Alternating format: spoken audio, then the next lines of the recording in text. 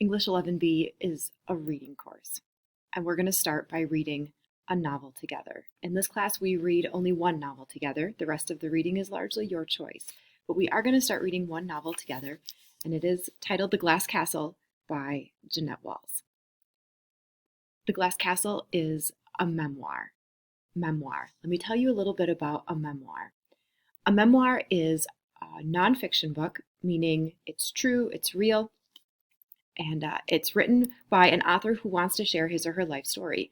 So Jeanette Walls is our author, and she's writing a memoir about her life.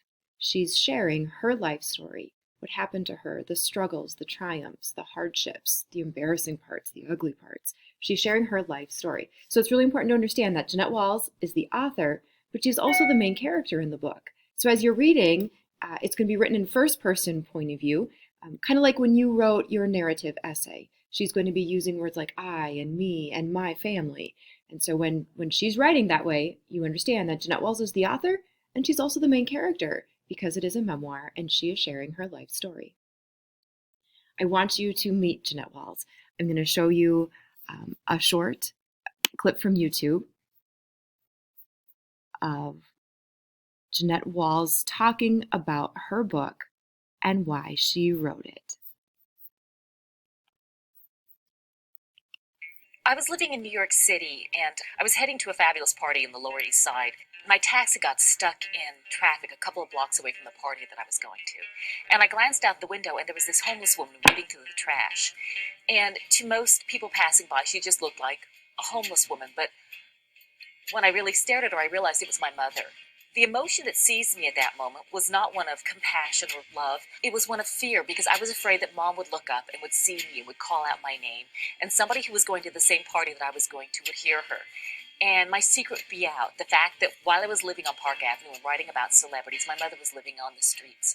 A couple of days later, I got together with my mother and I said, Mom, what on earth am I supposed to tell people when they ask me about you? And she looked at me as though I just asked her a completely silly question. And she said, tell them the truth. To me, that seemed almost impossible. How could I ever explain to people why my mother, who's an intelligent, resourceful woman, was living on the streets, but moreover, what kind of monster am I that I would let her live like that while I was living in luxury? I was completely convinced that once my story was known, I was going to lose all my friends, I was going to lose my job, and I was going to lose whatever little meager standing I'd carved out for myself in this world. I'm happy to say I have never been so wrong about anything in my life. This is one thing I wanted to say from New York. Jeanette was real sweet. She took me up and we got all my paintings out of storage I had up where I had kept them. This painting was the house directly across from my apartment at 6th Street.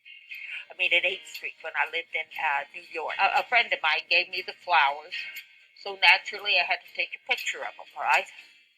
And this is one I had in a nightmare. That's I had nightmare. These flowers I found in the garbage. I was walking down the street, and sure enough, there's these beautiful lilacs. So I got them out of the garbage, and I painted a picture of them. And so, as I say, almost all of them have a history. My husband's in the corner. When I was growing up, we lived in cars, we lived in shacks, I slept in a cardboard box, we lived wherever we could. But Dad said all of this running around was just temporary. One of these days he was going to build us a great big mansion out in the desert, solar heated, and he called it the Glass Castle. And alcoholism and a few other things got in the way, and the Glass Castle was never built. My very, very favorite memory from my childhood is when I was 5 years old, and we didn't have any money for Christmas presents, and my father took each of his children out into the desert night, and he let us choose for a Christmas present whatever star in the sky we wanted.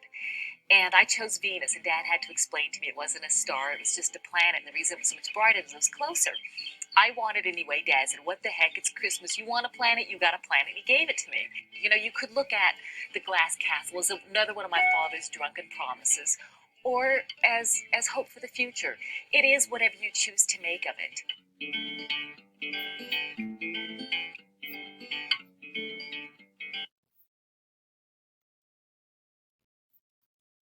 Jeanette Walls talks about how she was embarrassed about who she was. She was embarrassed about her past and how she had to learn to deal with that. It reminds me of the introduction that she has written in the front cover of her book. She writes, "To John, for convincing me that everyone who is interesting has a past." I think this is an idea that we can all relate to.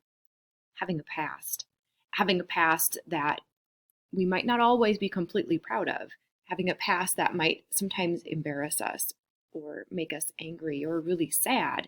Jeanette Walls is going to write about a past, having a past, and how one can handle, live with, come to terms with, be at peace with the past. I hope you enjoy reading it. My students always really love reading this book. I'm going to be reading a good chunk of it to you if you choose to follow along. The Glass Castle by Jeanette Walls.